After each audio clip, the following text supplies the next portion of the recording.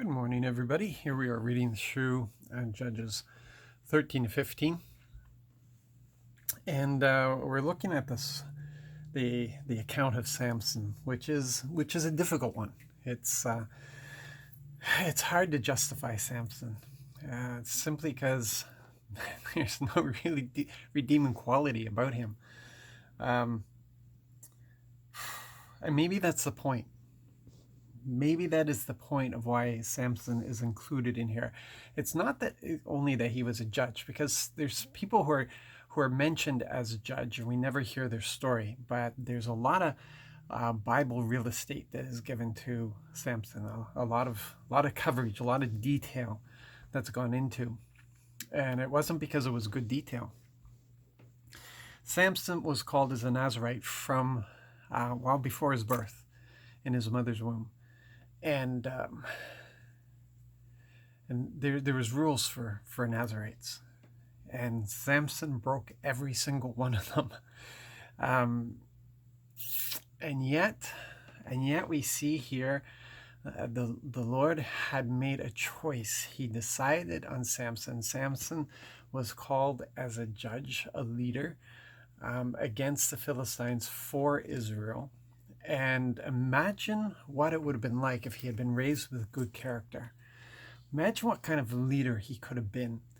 I suspect that his parents spoiled him, simply seeing their interaction with the Lord's messenger. I can only imagine what they were like with their son, and what a privileged position he would have grown up feeling, and maybe entitled. It definitely looks like he felt entitled.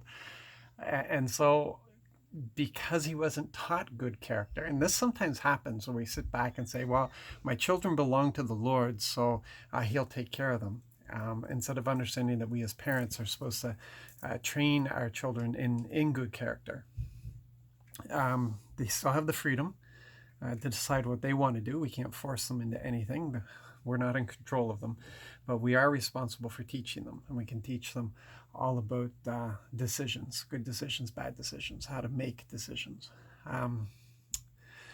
But anyway, here we are with Samson, and the Lord never gave up on him, was faithful, because Samson had all kinds of potential, And the Lord stuck with him to the very end.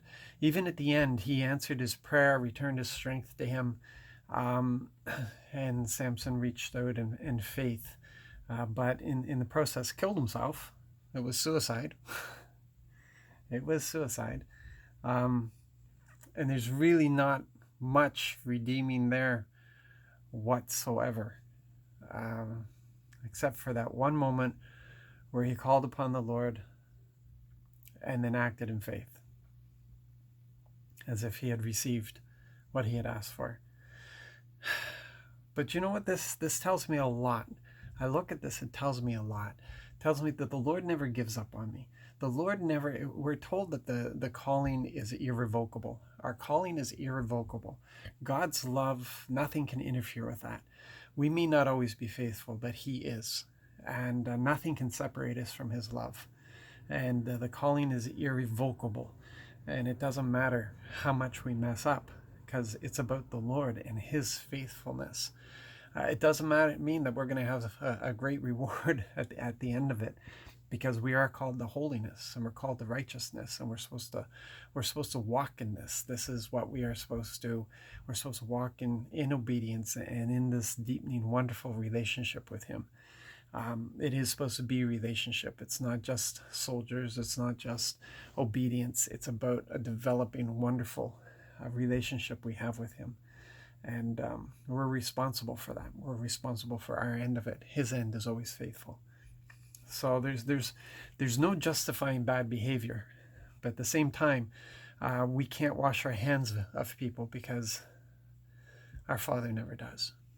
He never does. And I praise him for that, because I certainly don't deserve to be where I am today.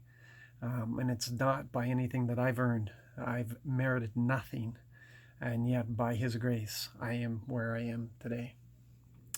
So you guys be blessed, be encouraged. Be encouraged by this. Be encouraged, and spend your day encouraging, because in the season that we're in, we certainly need the ministry of encouragement, don't we? Love you guys.